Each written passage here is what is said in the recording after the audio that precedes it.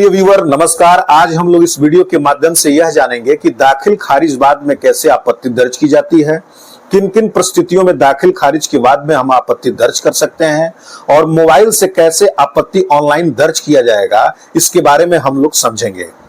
दोस्तों, जैसा कि आप जानते हैं कि किसी भी भूमि को खरीदने के लिए आप निबंधन कार्यालय में अपनी भूमि का पंजीकरण कराते हैं। पंजीकरण कराने के उपरांत दाखिल खारिज के बाद प्रस्तुत करते हैं अंचल कार्यालय में। सीओ के डिजिटल हस्ताक्षर के उपरांत शुद्धि पत्र जारी होता है और शुद्धि पत्र जारी होने के बाद आपका म्यूटेशन संपन्न हो जाता है और वह भूमि आपकी हो जाती है। परंतु कुछ परिस्थितियों में जो सह खातेदार हैं, आपके विक्रय किए गए भूमि पर उनको आपत्ति होती है और उस आपत्ति को कैसे वह दर्ज करेंगे, इस वीडियो के माध्यम से हम यही जानेंगे।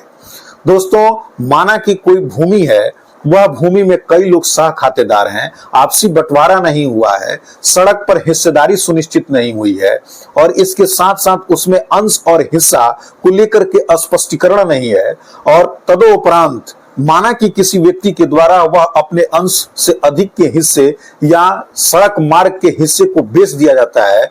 ऐसी स्थिति में हम दाखिल खारिज बात पर अपना आपत्ति दर्ज करते हैं। इसके अलावा कई सारे बिंदुओं पर भी हम आपत्ति दर्ज कर सकते हैं। हम तभी आपत्ति दर्ज करते हैं जब हमारे पास स्पष्ट प्रमाणिक दस्तावेज हो या हमें कहने के लिए स्थल या सरजमी पर सारे तथ्यों की जानकारी हो।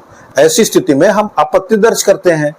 तो आपत्ति दर्ज करने के लिए सबसे बड़ा जो कारण होता है वह यही होता है कि जमाबंदी उनके नाम से कायम नहीं है, हिस्सेदारी उनकी सुनिश्चित नहीं है, सड़क मार्ग पर अधिक फ्रंट कब्जा उन्होंने कर रखा है या बेच दिया है। ऐसी स्थिति में अगर वह भूमि विक्रेता के द्वारा बेची जाती है तो उनके जो सह खातेदार हैं वह आपत्ति दर्ज करते हैं। आपत्ति हम मोबाइल से कैसे दर्ज करेंगे, आइए हम इसे समझते हैं। दाखिल खारिज में आपत्ति दर्ज करने के लिए सबसे पहले गूगल में हम सर्च करेंगे बिहार भूमि। बिहार भूमि सर्च करेंगे और जो सर्च में पहला सर्च सामने आएगा उसको क्लिक करेंगे। क्लिक करने के बाद से बिहार भूमि की जो ऑफिशियल वेबसाइट है वह ओपन हो जाएगी। ओपन होने के बाद से दिए गए विकल्प में यहाँ एक विकल्प दिया गया है जिसमें लिखा गया है दाखिल खारिज बात पर आपत्ति दर्ज करें। इसको हम क्लिक करेंगे। क्लिक करने के बाद से यहां पर लॉगिन पेज ओपन हो जाएगा। लॉगिन पेज ओपन होने के बाद अगर आप पहले से रजिस्ट्रेशन बिहार भूमि की साइट पर आपने कर रखा है तो रजिस्ट्रेशन करने की कोई आवश्यकता नहीं है। आप यहां मोबाइल नंबर इंटर करेंगे और कैप्चा इंटर करेंगे, तत्पश्चात साइन इन कर देंगे। परंतु अगर आप पहली बार बिहार भूमि की साइट पर आ रहे हैं तो आपको रजिस्ट्रेशन करना होगा। रजिस्ट्रेशन करने के लिए आप रजिस्ट्रेशन को क्लिक करेंगे और रजिस्ट्रेशन में कुछ पर्सनल डिटेल यहां पर आपको फिल करना होगा। उसके बाद आपको कुछ एड्रेस के डिटेल यहां फिल करने होंगे और तब रजिस्टर नाउ पर क्लिक करना होगा। तत्पश्चात आपका जो मोबाइल नंबर है वह रजिस्टर्ड हो जाएगा।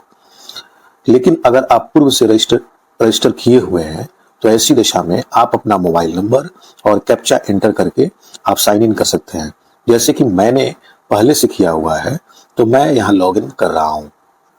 मोबाइल नंबर और कैप्चा डालने के बाद जैसे ही आप साइन इन पर क्लिक करेंगे तो आपके संबंधित मोबाइल नंबर पर ओटीपी चला जाएगा। ओटीपी एंटर करने के बाद आप कन्फर्म बटन पर जब क्लिक करेंगे तो आप लॉगिन हो जाएंगे। लॉगिन होने के बाद कई सारे विकल्प यहां आपको देखने को मिलेंगे जिसमें से आपको दाखिल खारिज बात पर आपत्ति दर्ज करें को चयनित करना होगा। यानी ये वाला आप चयनित करेंगे। चयनित करते ही आपका न्यू पेज ओपन होगा। न्यू पेज ओपन होने के बाद इसमें आपको यहाँ जिला और अंचल कार्यालय को चूज करना होगा। यहाँ जिला चूज कर लेंगे, उसके बाद से संबंधित अंचल को चूज कर लेंगे। दाखिल खारिज बात पर आपत्ति दर्ज करें, इसको हम चूज कर लेंगे। चूज करने के बाद से वित्तीय वर्ष, जिस वित्तीय वर्ष का वो है उस वित्तीय वर्ष को आप चयनित कर लेंगे। ध्यान रहे कि जब तक आपको उसके किस नंबर का जानकारी नहीं होगा जिसमें व्यक्ति ने अपने म्यूटेशन के लिए वाद योजित किया है, तब तक आप यहां आपत्ति दर्ज नहीं कर सकते हैं। तो आप केस नंबर कैसे भी प्राप्त करें, प्राप्त करने के बाद ही आप आपत्ति दर्ज कर पाएंगे। जैसे कि माना कि हमने यहाँ सीवान और सीवान सदर चूज किया है और वित्तीय वर्ष 25-26 चूज किया है तथा केस नंबर दर्ज करने के बाद आप जैसे ही नेक्स्ट बटन पर क्लिक करेंगे, क्लिक करते के साथ ही आपका जो है वह जमाबंदी का जो प्रतिवेदन है वह ओपन हो जाएगा और ओपन होने के बाद यहाँ एक विकल्प आएगा फाइल का एक विकल्प आएगा और इस फाइल के विकल्प पर जैसे ही आप क्लिक करेंगे, क्लिक करने के बाद से आपत्ति दर्ज करने के लिए एक विंडो ओपन हो जाएगी जिसमें आपत्ति का विवरण आप लिख देंगे जो भी आपको लिखना होगा और कोई भी डॉक्यूमेंट जो उससे संबंधित है आपत्ति दर्ज करने को लेकर के यहाँ पर उसे अपलोड कर देंगे। प्रोसीड पर जैसे ही क्लिक करेंगे आपका आपत्ति दर्ज हो जाएगा। आपत्ति दर्ज होने के बाद से संबंधित केस नंबर यानी म्यूटेशन का जो वाद संख्या है उसका यह भाग हो जाएगा और बिना इस आपत्ति के निस्तारण के वह म्यूटेशन संपन्न नहीं होगा। यानी आपत्ति निश्चित उनको कंसर्न लेना ही होगा या उसकी सुनवाई करनी ही होगी, तत्पश्चात ही वह म्यूटेशन का कार्य आगे बढ़ाएंगे। तो दोस्तों इस प्रकार से हम ऑनलाइन जो है आपत्ति दर्ज कर पाएंगे दाखिल खारिज वाद के खिलाफ।